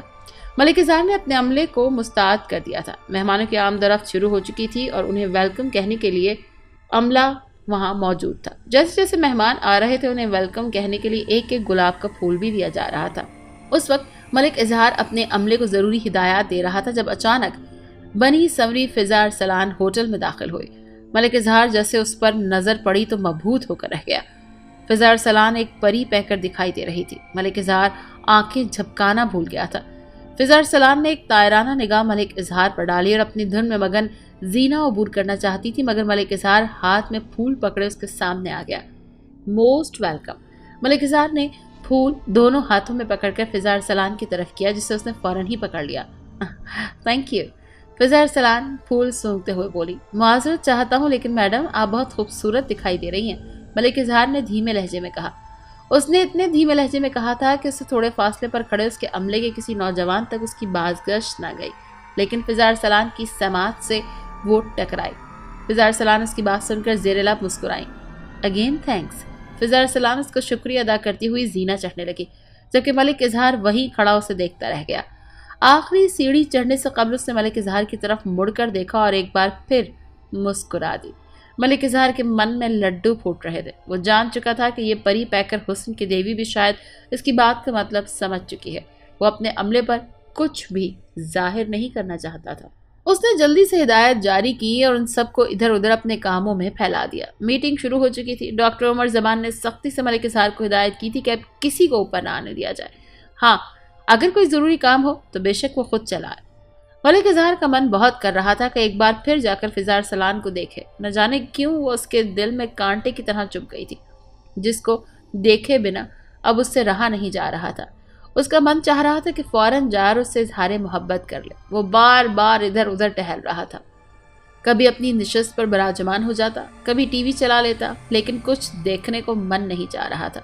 پھر اٹھ کر ٹہلنا شروع کر دیتا۔ اس وقت ملک اظہار اپنی نشست پر براجمان تھا جب اچانک اسے یوں لگا کہ جیسے کوئی اسے اوپر سے دیکھ رہا ہو۔ اس نے جلدی سے نگاہ اٹھا کر دیکھا تو دیکھتا ہی رہ گیا۔ فضا ارسلان کھڑی اسے تکے جا رہی تھی۔ نگاہوں کا ملنا تھا کہ دھڑکنیں بے ترتیب ہونے لگی۔ عین اسی وقت کسی نے فضا ارسلان کو پکارا تو مسکراتی ہوئی وہ اپنی جگہ سے ہٹ گئی۔ پھر تو جیسے ملک اظہار کی نگاہیں اس جگہ ٹک سی گئی تھی۔ اسے سمجھ نہیں آ رہی تھی کہ کرے تو کیا کرے۔ ڈاکٹر عمر زمان اس کے پاس آئے اور مہمانوں کے لیے کھانے کا پوچھا۔ جواباً اس نے بتایا کہ کھانے کا انتظام نیچے کر دیا گیا ہے، بس مہمانوں کے آنے کی دیر ہے، باقی سب کچھ تیار ہے۔ مہمان یکے بعد دیگرے نیچے اترنے لگے، لیکن ملک اظہار کی نگاہیں فضا ارسلان کی متلاشی تھی۔ بالآخر سب سے آخر میں فضا ارسلان دکھائی دی۔ فضا ارسلان جیسے جیسے زینہ عبور کر رہی تھی، ملک اظہار کے سینے میں ویسے ویسے دھڑکنیں بے ترتیب ہو رہی تھی۔ اتنے غور سے آپ مجھے کیوں دیکھ رہے ہیں؟ فضا ارسلان نے ملک اظہار کے پاس کھڑے ہو کر پوچھا۔ کچھ نہیں، ملک اظہار نے جھیپتے ہوئے جواب دیا۔ کیا واقعی کچھ نہیں؟ فضا ارسلان نے گہری آنکھوں سے ملک اظہار کو دیکھتے ہوئے پوچھا۔ سوچ لیجئے۔ اتنا کہہ کر فضا ارسلان چلتی بنی اور ملک اظہار وہیں کھڑا اسے دیکھتا رہا۔ مہمان کھانا کھا رہے تھے جبکہ ملک اظہار اپنے عملے کو ہدایت دے رہا تھا اور ہر ٹیبل پر چیک بھی کر رہا تھا، کسی کے پاس کوئی چیز کم نہ ہو۔ اچانک اس کی نگاہ ایک سائڈ ٹیبل پر پڑی جس کے پاس کرسی پر براجمان فضا ارسلان اسے ہی دیکھے جا رہی تھی۔ ہر ٹیبل پر 8 آدمیوں کا ارینجمنٹ تھا۔ فضا ارسلان کے ساتھ مزید 7 لیڈیز ڈاکٹر براجمان تھیں، ان میں سے 2 LHV تھی۔ فضا ارسلان نے ایک ٹیشو اٹھا کر اس سے منہ صاف کیا، پھر اسے نیچے کر کے اس کے اوپر اپنا نمبر لکھا۔ یہ سب کچھ اس نے اتنی مہارت سے کیا کہ ساتھ بیٹھی لیڈیز کو بھی بھنک نہ پڑی۔ پھر اس نے ٹیشو کو مزید ایک تہہ لگائی اور ایک بار اس نے اپنی پیشانی صاف کی۔ تبھی ملک اظہار کی نگاہ اس کی طرف اٹھی اور اس نے اسے دکھاتے ہوئے ٹیشو زمین پر آگے کی طرف اچھال دیا۔ ملک اظہار ہر ٹیبل پر چیک کرتا ہوا اس جگہ آیا اور سب سے نگاہیں بچاتا ہوا اس نے ٹیشو کو اٹھا کر چلتا بنا اور سیدھا جا کر اپنی نشست پر براجمان ہو گیا۔ ملک اظہار نے جیسے ہی ٹیشو کی تہہ کو کھولا تو اگلا منظر دیکھ کر اس کی آنکھیں چمک اٹھی۔ اس کی خوشی دیدنی تھی۔ وہ اس بات کو فراموش کر چکا تھا کہ اس کے اپنے عملے کو بھی چیک کرنا ہے کہ کہیں کوئی خرابی پیدا نہ ہو۔ اس نے سر کو کرسی کے ساتھ ٹکایا اور خیالوں میں خود کو فضا ارسلان کے ساتھ دیکھنے لگا۔ ادھر جوگی بابا نے اس جگہ اپنا مسکن بنایا۔ اس نے پہاڑ کے اندر ایک غار تلاش کیا اور پھر اپنے جادو کے زور کا پتہ لگایا کہ اس غار میں کسی قسم کا کوئی مسئلہ تو نہیں ہے۔ جب اسے اچھی طرح سے یقین ہو گیا کہ اس غار میں اس سے پہلے کسی کا آنے کا اتفاق نہیں ہوا تو اس نے ناگنی کے لیے اس غار میں داخل ہو گیا۔ غار کافی کشادہ تھا، بس اس کا دہانہ تھوڑا تنگ تھا۔ ناگنی نے ناگن کا روپ دھارا اور آرام سے رینگتی ہوئی جوگی بابا کے پیچھے پیچھے اس غار میں داخل ہو گئی۔ جوگی بابا نے جادو کے زور پر اس غار کو اندر سے صاف کرا دیا تھا اور نہ جانے کہاں سے اس غار میں روشنی پھوٹنا شروع ہو گئی تھی۔ ناگنی کے دیکھتے ہی دیکھتے غار کے اندر جیسے سورج طلوع ہو گیا۔ ناگنی محو حیرت سے یہ سب کچھ دیکھ رہی تھی۔ جوگی بابا ایک جگہ آلتی پالتی مار کر بیٹھ گیا۔ جوگی بابا نے اونچی آواز میں کوئی منتر پڑھنا شروع کر دیا۔ ناگنی کو یوں لگا جیسے غار کے اندر زلزلہ آ گیا ہو۔ ناگنی اب انسانی روپ میں تھی اور اس کی نگاہوں کے سامنے غار ادھر ادھر جھوم رہا تھا۔ پھر اس کی نگاہوں نے ایک عجیب سا منظر دیکھا۔ جس جگہ جوگی بابا بیٹھے منتر الاپ رہے تھے، آنن فانن اس کے سامنے ایک دیو قامت بت آن وارد ہوا۔ اس بت کی لمبی زبان باہر کو نکلی ہوئی تھی۔ اس کی بڑی بڑی سرخ آنکھوں میں بلا کی وحشت تھی۔ یہی نہیں، اس کے بڑے بڑے دانت جبڑوں کے اندر متری دکھائی دے رہے تھے۔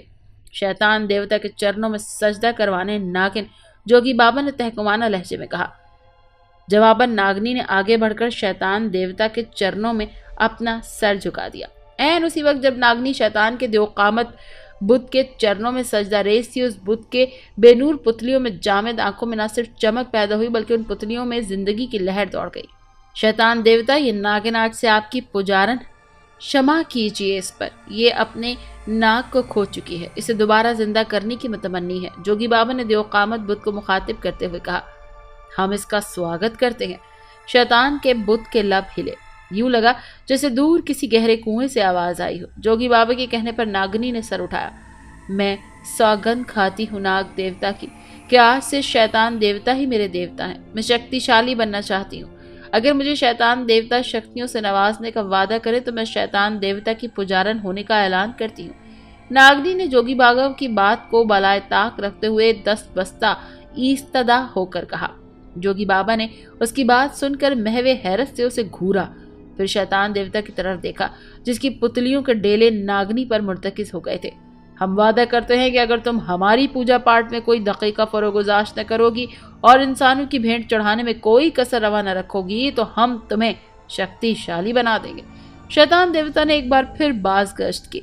اتنی بات کرنے کے بعد شیطان کے بت کی آنکھیں بے نور ہو گئیں اور پھر جوگی بابا ناگنی کی طرف متوجہ ہوا۔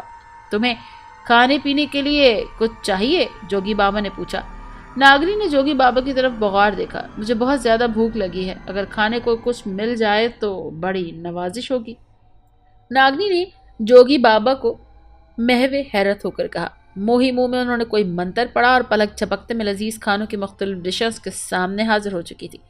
ناگنی بھوکی شیرنی کی طرح ان کھانوں پر ٹوٹ پڑی اور خوب سیر ہو کر اس نے کھانا کھایا۔ جب اچھی طرح اس نے کھانا کھا لیا تو اس کی آنکھیں نیند کے خمار سے بوجھل ہونے لگیں۔ تمہیں آرام کرنا چاہیے، جوگی بابا نے اسے مخاطب کیا۔ جی، طلب بھی ہو رہی ہے، ناگنی نے جواب دیا۔ یہیں سو جاؤ، میں فی الحال کہیں جا رہا ہوں اور میری اجازت کے بغیر اس غار سے باہر مت نکلنا، ورنہ اپنے اچھے برے کی ذمہ دار تم خود ہوگی۔ یہ کہہ کر جوگی بابا ناصحانہ انداز میں غار سے باہر نکل گئے۔ زری روزانہ گزرتی اور جب بھی زریاب مارکیٹ میں دکھائی دیتا تو وہ اسے دیکھ کر رخ بدل لیتا۔ زری کو اپنے کیے پر بہت پچھتاوا تھا۔ وہ اس کا مداوع کرنا چاہتی تھی لیکن اسے سمجھ نہیں آ رہی تھی کہ وہ کس طرح اس کا مداوع کرے۔ بے شک اس نے ٹھیک نہیں کیا تھا لیکن جو طریقہ زریاب نے اپنایا تھا وہ بھی تو درست نہیں تھا۔ اسے کچھ سمجھ نہیں آ رہی تھی کہ اسے کیا ہوتا جا رہا تھا۔ وہ کرے تو کیا کرے، لیکن اسے اتنا معلوم ہو گیا تھا کہ اس کے دل میں زریاب کے لیے محبت پیدا ہونا شروع ہو گئی ہے۔ اس وقت بھی وہ اپنے کمرے میں موجود زریاب کے بارے میں ہی سوچ رہی تھی کہ سائمہ کمرے میں داخل ہوئی۔ زری کو سوچوں کے بھنور میں غرق دیکھ کر اسے تشویش ہوئی۔ کیا بات ہے زری؟ سائمہ نے زری کو سوچوں کے بھنور میں غرق ہونے سے بچایا اور ایک طائرانہ نگاہ اس نے سائمہ پر ڈالی اور دوبارہ چہرہ لٹکائے بیٹھ گئی۔ سائمہ اس کے پاس آ کر براجمان ہو گئی۔ زری، خیریت تو ہے نا؟ سائمہ نے دوبارہ اس سے پوچھا۔ ایک بات کہوں؟ زری نے اس کی طرف دیکھتے ہوئے کہا۔ مجھے اپنے کیے پر بہت پچھتاوا ہو رہا ہے۔ جانتی ہوں، جب اسے دیکھتی ہوں تو بہت عجیب سا لگتا ہے۔ زری کی بات سائمہ سمجھ گئی۔ اس نے زری کی گردن میں اپنے باہوں میں حمائل کی۔ سیدھی طرح کیوں نہیں کہتی کہ تمہیں اس سے محبت ہو گئی ہے؟ سائمہ نے اسے باہوں کے حصار میں جکڑتے ہوئے چھیڑنے والے انداز میں کہا تو جواباً زری مسکرا دی۔ میں نے کہا تھا نا کہ بے شک وہ ایک غنڈہ ہے اور اس کا انداز بہتر نہیں تھا، لیکن وہ حقیقت میں تم پر فدا ہو گیا تھا۔ اگر وہ تم پر فدا نہ ہوتا تو اپنی بے عزتی کا بدلہ ہر صورت لیتا۔ سائمہ کی بات سن کر جہاں زری مسکرا دی، وہیں اس کی بات کے جواب میں اس نے سر ہلا دیا، گویا وہ اس کی بات کی تصدیق کر رہی تھی۔ جانتی ہو نا، چاہتے ہوئے بھی خیالات کی روح اس کی طرح بہنا شروع ہو جاتی ہے۔ زری نے سائمہ کو اپنی کیفیت سے آگاہ کرتے ہوئے کہا، کیا تم اس سے اپنے پیار کا اظہار کر سکتی ہو؟ سائمہ نے پوچھا۔ سائمہ کی بات سن کر زری نے پریشان کن لہجے میں اس کی طرف دیکھا۔ اس کے دیکھنے کے انداز سے بے بسی اور بے چارگی عیاں تھی۔ اس کی پیشانی پر پریشانی کی سلوٹیں عیاں ہو چکی تھی۔ ایسا کسی صورت بھی ممکن نہیں ہے، زری نے نہایت لاچارگی کے عالم میں جواب دیا۔ کاش وہ خود آ کر مجھے تھام لے، ہمیشہ ہمیشہ کے لیے میرا ہو جائے۔ زری کی بات پر سائمہ نے اس کی طرف دیکھا۔ زری کے لہجے میں اس کی بے بسی عیاں تھی، وہی نا امیدی، وہی پرچھائیاں۔ تم فکر مت کرو، تمہارا پیار سچا ہوا تو وہ ضرور تمہارا بنے گا، وہ خود تم سے اظہار محبت کرے گا۔ سائمہ نے اس کی ڈھارس بندھاتے ہوئے کہا۔ کیا ایسا کبھی ممکن ہوگا؟ زری نے دوبارہ نا امیدی کے عالم میں جواب دیا۔ نا امید نہیں ہونا چاہیے، میں جتنا جانتی ہوں وہ اپنی بے عزتی کو آنا کا مسئلہ نہیں بنائے گا۔ اگر اس کے دل میں تمہارے لیے رتی برابر بھی پیار ہوا تو وہ خود تم سے اظہار محبت کرے گا۔ سائمہ نے زری کی آنکھوں میں چمکتے گوہر ہائے آبدار انگلیوں کے پوروں سے صاف کرتے ہوئے کہا۔ اس کی بات سن کر اس کے گلے لگ گئی، اپنے آپ کو بمشکل قابو کر رہی تھی۔ وہ رو دھو کر اپنی محبت کو ضائع نہیں کرنا چاہتی تھی۔ وہ جانتی تھی کہ جس چیز کے لیے اشک ریزی کی جائے اس کی فوقیت انسان کی زندگی میں ماند پڑنا شروع ہو جاتی ہے۔ محبت بے شک غم دیتی ہے، لیکن وہ ان غموں کو سہنا چاہتی تھی۔ محبت یقیناً بڑی حیران کن چیز ہے، جو یاقوت و زمرد سے بھی زیادہ بیش قیمت ہے۔ یہ کوئی ایسی چیز نہیں ہے جو بازار میں لگی ہو اور اسے مال و زر کے عوض خرید لیا جائے۔ یہ نہ روایتوں کو مانتی ہے، نہ طبقوں میں منقسم معاشرے کا تجربہ کر کے محبوب کا انتخاب کرتی ہے۔ یہ تو بس ہو جاتی ہے۔ دل طبقوں کی پرواہ کرتا ہے اور نہ ہی کوئی طاقت اس کا راستہ روک سکتی ہے۔ ہاں البتہ اسے آزمائشوں سے ضرور نبرد آزما ہونا پڑتا ہے۔ زندگی کے بساط اور وقت کی دھار سے سب قسمت کی باتیں اور مقدر کی چالیں ہیں۔ کبھی بازی پلٹ جاتی ہے، بیتا وقت لوٹ نہیں سکتا۔ ہنا بہت خوش تھی۔ اس کے گھر والوں نے بلا چون چرا اس کا رشتہ شہزاد کے ساتھ طے کر دیا۔ وہ خود کو قسمت کی دھنی سمجھ رہی تھی۔ آج رات اس کی مہندی کی رات تھی، کل وہ پیا گھر سے دھارنے والی تھی۔ وہ اس پل کا بڑی بے صبری سے انتظار کر رہی تھی جب وہ آنچل اور زیور کے بوجھ سے جھکی گردن کے ساتھ حجلہ عروسی میں شہزاد کا انتظار کر رہی ہوگی۔ شہزاد آئے گا اور اس کا گھونگھٹ اٹھا کر اس سے پیار بھری باتیں کرے گا۔ نہ جانے وہ اسے منہ دکھائی میں کیا دے گا۔ ممکن ہے سونے کی کوئی انگوٹھی، جیسے کہ رسم کے مطابق ہر دلہا دلہن کو دیتا ہے، شہزاد بھی اسے دے۔ یہ بھی ممکن ہے کہ کوئی اور گفٹ دے۔ نہ جانے خیالوں کی کتنی ہی گرہیں تھی جو سلجھانے پر بھی الجھتی جا رہی تھی۔ دوسری طرف ہنا کو عالیہ کا انتظار تھا کہ وہ جلدی آئے اور اسے تیار کرے۔ اسے رہ کر عالیہ پر تاؤ آ رہا تھا کہ اسے تو صبح ہی آ جانا چاہیے تھا اور اب سورج سوا نیزے پر آ چکا ہے، لیکن ابھی تک وہ نہیں آئی تھی۔ اس کا دل کر رہا تھا کہ فون کر کے اسے خوب سنائے کہ اگر آنا ہے تو فوراً آئیے، نہیں تو بے شک نہ آئیے۔ ابھی وہ انہی سوچوں میں مبتلا تھی کہ عالیہ اس کے گھر میں داخل ہوئی۔ عالیہ کو چھوڑنے اس کا بھائی آیا تھا، جو کہ اس کے کہنے کے باوجود بھی نہ رکا تھا اور شاید کسی کام کا بہانہ بنا کر کہیں چلا گیا تھا۔ خیر، اسے اس کے بھائی سے کیا لینا دینا؟ عالیہ آ گئی تو مطلب وہ آ ہی گئی، بس اسے آموں سے غرض تھی، گوٹلیوں سے کیا لینا دینا۔ عالیہ کو دیکھتے ہی وہ موڈ بنا کر بیٹھ گئی۔ ارے ہماری دلہنیا کا موڈ کس لیے خراب ہو گیا؟ کسی دولہے راجا سے کہیں بات پر تو میں تو نہیں ہو گئی؟ عالیہ نے اس کے پاس اسٹول گھسیٹ کر بیٹھتے ہوئے کہا۔ ہنا سنگھار کے سامنے براجمان پھولے بیٹھی تھی۔ اس کی حالت سے لگتا تھا جیسے وہ پلک جھپکتے میں عالیہ کو کچا چبا ڈالے گی، لیکن عالیہ کی بات سن کر نہ چاہتے ہوئے بھی وہ ہنس پڑی۔ تم اتنا لیٹ کیوں آئی ہو؟ ہنا نے شکوہ کو نہ لہجے میں پوچھا۔ بس ایسے ہی، عالیہ نے جواب دیا۔ اصل میں ڈریس تیار ہونے کو دیے تھے، وہ ابھی ملے ہیں، پھر ایک پہن کے آ گئی ہیں، دوسرا شام کو امی لے آئیں گی۔ عالیہ کی بات سن کر ہنا نے اس کی طرف رخ موڑا۔ عالیہ نے جسم پر ایک بڑی سی چادر لپیٹی ہوئی تھی۔ گھر سے باہر نکلتے وقت وہ نقاب کر لیا کرتی تھی۔ اچھا بھلا دکھاؤ تو کیسا ڈریس تیار کروایا ہے؟ ہنا نے ہاتھ میں پکڑا ہوا کلپ سنگھار ٹیبل پر رکھتے ہوئے کہا۔ اس کی بات سن کر عالیہ کھڑی ہو گئی اور اس نے اپنی چادر اتار کر پاس ہی بیڈ پر رکھ دی۔ باریک نفیس ابرو جیسے کسی خوش مذاق مصور کو قلم ترازی، نیلی نیلی خوبصورت آنکھیں، لمبی لمبی محبوب پلکیں اور آنکھوں کے نیل گول گہرائیاں۔ باغ میں کھلے سارے پھولوں سے زیادہ وہ شگفتہ لگ رہی تھی۔ موسم کا جوبن اس پر ٹوٹ کر برسا تھا۔ ارے واہ، مجھے تو لگتا ہے میری نہیں تمہاری شادی ہے جو تم اس طرح بن سنور کر آئی ہو، ہنا نے عالیہ کو چھیڑتے ہوئے کہا۔ آخر میری پیاری سی دوست کی شادی ہے، عالیہ نے ہنا کے گال پر چٹکی لیتے ہوئے کہا۔ تم میری صرف میری دوست ہی نہیں، میری بہن بھی ہو، کیونکہ میری سگی بہن تو ہے نہیں کوئی۔ تمہیں بہنوں سے زیادہ پیار کرتی ہوں میں۔ عالیہ کی بات سن کر ہنا نے اس کو گلے لگا لیا۔ میں بھی تمہیں اپنی سگی بہن سمجھتی ہوں، ہنا نے اس کے گلے لگتے ہوئے کہا۔ دونوں ایک دوسرے سے جدا ہو کر سنگھار کے سامنے براجمان ہو گئی اور ہنا نے بازار سے منگوایا ہوا سامان اس کے سامنے رکھا۔ کپڑوں اور جوتیوں وغیرہ کی شاپنگ تو دونوں نے مل کر ہی کی تھی، دیگر سامان بھی دونوں اکٹھی جا کر لائی تھی۔ بس رسم ہنا کے لیے سامان ہنا نے اپنے بھائی سے منگوایا تھا۔ عالیہ نے ایک کون مہندی اٹھائی اور اس کا رنگ چیک کیا۔ عالیہ چہک اٹھی۔ اس مہندی کا رنگ خوب چڑھے گا، دولہے راجا کو بھی تو پتا چلے کہ اس کی دلہنیاں اس سے کتنا پیار کرتی ہیں۔ عالیہ کی بات سن کر ہنا مسکرا دی۔ کیا ابھی تک اسے محبت کا یقین دلانا باقی ہے؟ ہنا نے کہا۔ شاید، عالیہ نے ہونٹ سکیڑتے ہوئے کہا۔ کیوں؟ ہنا چڑھ کر بولی۔ ارے پگلی، مذاق کر رہی ہوں۔ عالیہ نے سامان سنگھار ٹیبل پر جوڑتے ہوئے کہا۔ اچھا، آپ جلدی سے فریش ہو کر آ جاؤ تاکہ میں تمہیں تیار کر دوں، ابھی اور بھی بہت سے کام باقی ہیں۔ آنٹی کے ساتھ بھی ہاتھ بٹوانا ہے، بیچاری صبح سے کام کرتے کرتے تھک کر چور ہو گئی ہوں گی۔ عالیہ کی بات سن کر ہنا چپ چاپ تولیہ اٹھائے غسل خانے کی طرف چل دی، جبکہ عالیہ نے اٹھ کر سیف الماری سے اس کا طے کیا ہوا مہندی کا ڈریس نکالا اور اس کی سلوٹیں نکالنے کے لیے استری لینے نیچے چلی گئی۔ سکندر ملک کو غنی بھائی کے ایک اڈے کا پتہ چل گیا تھا۔ سکندر ملک کو یہ بھی خبر موصول ہوئی تھی کہ غنی بھائی کے اس ڈیرے پر آج لاکھوں ڈالر کا سامان لوڈ ہو کر آنے والا تھا۔ یہ سامان اپنے شہر جیکسی موہن لال بھی بیچ رہے تھے۔ جیکسی موہن لال کے غنی بھائی کے ساتھ بڑے قریبی سمبند تھے۔ اس بات کا بھی سکندر ملک کو بہت غصہ تھا۔ پچھلے دنوں جب جیکسی موہن لال آیا تو اس نے غنی بھائی کے ہاں ہی قیام کیا تھا۔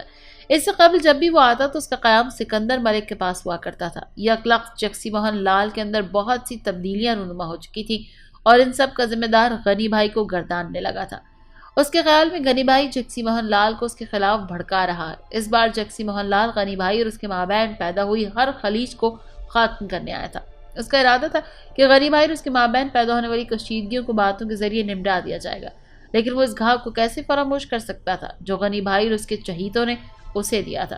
اس کے لخت جگر کو اس کی نگاہوں کے سامنے تکا بوٹی کر دیا تھا۔ وہ اس کے بچاؤ کے لیے کچھ بھی نہ کر پایا۔ بھلا وہ کیسے ان سب باتوں کو بلائے طاق رکھ کر صلح کے لیے ہاں کر سکتا تھا؟ پھر اس نے ایک ہی تو شرط رکھی تھی کہ زریاب کو اس کے سپرد کر دیا جائے تو وہ غنی بھائی کے ساتھ ہر کشیدگی کو ختم کرنے کے لیے تیار ہے، لیکن اس کی بات کو بھی کوئی فوقیت نہ دی گئی۔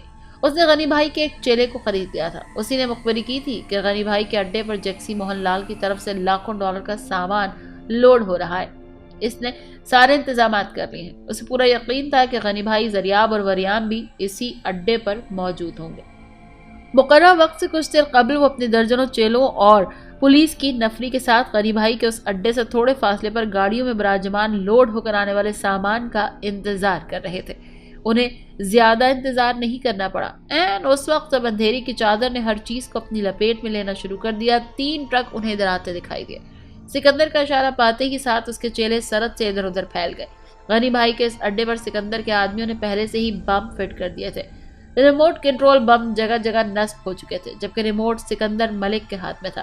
جس طرح اس کے بیٹے کو بم سے اڑایا گیا تھا، این اسی طرح وہ بھی اپنے دشمنوں کے جسم کی پرخچیاں اڑتے ہوئے دیکھنا چاہتا تھا۔ لوڈ ٹرک ابھی تھوڑی دور تھے کہ سکندر کے چیلوں نے انہیں آن گھیرا۔ تینوں ٹرکوں کے اندر براجمان غنی بھائی کے چیلوں کو اتار کر ان کے منہ میں کپڑے ٹھونس دیے گئے، ان کے ہاتھ ان کی پشت پر باندھ دیے گئے اور انہیں پولیس وینوں کے اندر بٹھا دیا گیا۔ پولیس کی گاڑیاں غنی بھائی کے ڈیرے سے تھوڑی دور اسی طرح کھڑی کی گئی تھی کہ ڈھلوان کی وجہ سے وہ واضح طور پر دکھائی نہیں دے رہی تھی۔ دوسری طرف غنی بھائی کو بھی مخبری ہو گئی تھی کہ ان کے کسی چیلے نے ان کے مال کے بارے میں سکندر کو خبر کر دی ہے۔ سکندر نے پولیس نفری کے ساتھ مل کر اس کے اڈے پر دھاوا بول دیا تھا۔ نہ صرف اس کا مال رنگے ہاتھوں پکڑا گیا تھا بلکہ اس کے چیلوں کو اندر قید کر کے پورے اڈے کو بم دھماکوں سے اڑا دیا گیا تھا۔ غنی بھائی کا غصے سے برا حال تھا۔ اسے یقین نہیں ہو رہا تھا کہ اس کے چولوں میں سے کوئی ایسی نمک حرامی بھی کر سکتا ہے۔ اس وقت غنی بھائی صحن میں براجمان تھے۔ ان کے سامنے ٹیبل پر ان کا پسٹل پڑا تھا، ساتھ 3 بھری ہوئی میگزینز بھی پڑی تھی۔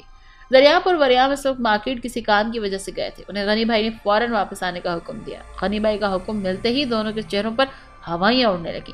انہیں محسوس ہو گیا تھا کہ ضرور دال میں کچھ کالا ہے، وگرنہ غنی بھائی نے کبھی اتنے غصے میں انہیں نہیں بلایا۔ دونوں نے بنا دیر کیے فوراً واپسی کی راہ لی۔ واپس آ کر دونوں سیدھے غنی بھائی کے پاس حاضر ہو گئے۔ غنی بھائی اس وقت آنکھیں موندے چیئر سے ٹیک لگائے براجمان تھے۔ ان کے سامنے آدھا گلاس پانی کا پڑا تھا، جس کا مطلب یہی تھا کہ آدھا اس نے اپنے اندر کے غصے کو ٹھنڈا کرنے کے لیے حلق میں انڈیل لیا ہے۔ بھائی، سریاب نے غنی بھائی کے سامنے کرسی پر براجمان ہوتے ہوئے اسے مخاطب کیا۔ غنی بھائی نے ادھ کھلی آنکھوں سے دونوں کو دیکھا اور پھر آنکھیں بند کر لی۔ بھائی، خیریت تو ہے نا؟ آپ اتنے مضطرب کیوں دکھائی دے رہے ہیں؟ اور دیکھیے تو کتنا اندھیرا سا چکا ہے، ابھی تک یہاں براجمان کیوں ہیں؟ آپ کی بار وریام نے غنی بھائی کو مخاطب کیا۔ فوراً پتہ لگاؤ، بتاؤ کہ سکندر ملک کو ہمارے مال کی مخبری کس نے کی؟ غنی بھائی نے آنکھیں کھولے بنا دونوں کے سوالوں کو بلائے طاق رکھتے ہوئے کہا۔ کیا مطلب؟ دریاب نے حیرت سے پوچھا۔ آپ کیا کہنا چاہتے ہیں؟ دریاب کی بات سن کر غنی بھائی نے آنکھیں کھولی اور سیدھا ہو کر بیٹھ گیا۔ اس کی آنکھوں میں غصہ چمک رہا تھا۔ اس کی آنکھیں انگاروں کی مانند دہک رہی تھیں۔ نیلی آنکھوں میں غصہ ایسے چمکتا ہے گویا آسمان کی نیلی گہرائیوں کے تلاطم میں کہیں آفتاب شعلہ فگن ہے۔ پھر اس بار بادل گھر آتے ہیں اور کسی ناٹ سے بجلیاں چمک رہی ہوتی ہیں، پھر شاید چند بوندیں بھی ٹپک پڑتی ہیں، اور پھر سورج اپنا رخ تاباں بے نقاب کرتا ہے۔ کسی نے سکندر ملک کو جگسی موہن لال کی طرف سے آنے والے مال کی مخبری کر دی تھی۔ غنی بھائی نے بمشکل تمام اپنا فقرہ مکمل کیا اور پھر گلاس میں باقی بندہ پانی کو حلق میں انڈیل لیا۔ ایک لمبا سانس لینے کے بعد اس نے دوبارہ اپنی بات کو آگے بڑھانا شروع کیا۔ سکندر ملک نے پولیس کی معاونت سے نہ صرف ہمارے مال پر قبضہ کر لیا ہے بلکہ وہاں موجود سارے لوگوں کو اندر قید کر دیا ہے۔ اس کے چیلوں نے وہاں بم نصب کیے اور جاتے جاتے انہوں نے نہ صرف ہمارے اس ڈیرے کو تہس نہس کر دیا بلکہ کتنے ہی بے گناہ اس کے ظلم کی بھینٹ چڑھ گئے۔ اس نے شاید اپنے بیٹے کی موت کا انتقام لیا ہے، لیکن یہ اس کی خام خیالی ہے۔ میرا نام بھی غنی ہے، غنی بھائی، یعنی موت کا دوسرا نام۔ میں موت کی طرح پرچھائی بن کر اس کے سر پر سوار ہو جاؤں گا، لیکن اس سے قبل مجھے وہ شخص چاہیے جس نے مخبری کر کے یہ سب کروایا ہے۔ غنی بھائی نے وضاحت سے ساری بات انہیں بتا دی، جسے سن کر وہ دونوں بھی سیخ پا ہو گئے۔ انہیں یقین نہیں ہو رہا تھا کہ ان کے درمیان کوئی ایسا انسان بھی ہو سکتا ہے جو آستین کا سانپ بن کر انہی کو ڈس رہا ہے۔ تم جاؤ اور سب کو یہاں لے کر آؤ، غنی بھائی نے زریاب کی طرف دیکھتے ہوئے تہکمانہ لہجے میں کہا تو زریاب غصے سے پیچتاب کھاتا وہاں سے اٹھ کر اندر کی طرف چل پڑا۔ یاد رکھنا، ظالم کو ایسی موت مارو کہ اس کے پیچھے بھی سبق حاصل کرے۔ اگر ظالم کو چھوڑ دو گے تو ایک دن وہ معاشرے کے لیے بھی ناصور بن جائے گا۔ 24 گھنٹوں کے اندر اندر مجھے سکندر ملک چاہیے، زندہ یا مردہ، کسی بھی حالت میں۔ دریاب کے جانے کے بعد غنی بھائی نے وریام کی طرف دیکھتے ہوئے غصے سے پیچتاب کھا کر کہا۔ غنی بھائی، ہم نے آپ کا نمک کھایا ہے اور آپ نے جس محبت اور شفقت سے ہمیں پالا پوسا ہے، آپ کے ایک اشارے پر ہماری جان بھی قربان ہے۔ آپ 24 گھنٹے کی بات کر رہی ہیں؟ صبح کا سورج طلوع ہونے سے قبل سکندر ملک کو آپ کے قدموں میں ڈال دیں گے۔ اگر صبح کا سورج طلوع ہونے سے پہلے ہم سکندر ملک کو لانے میں کامیاب نہ ہو سکے تو کبھی بھی آپ کے سامنے نہیں آئیں گے۔ وریام نے دونوں ہاتھوں کی انگلیاں چٹکاتے ہوئے کہا۔ قبل اس کے کہ دونوں میں سے کوئی ایک سلسلہ کلام کو مزید طول دیتا، زریاب غنی بھائی کے سارے کارندوں کو لیے حاضر ہو گیا۔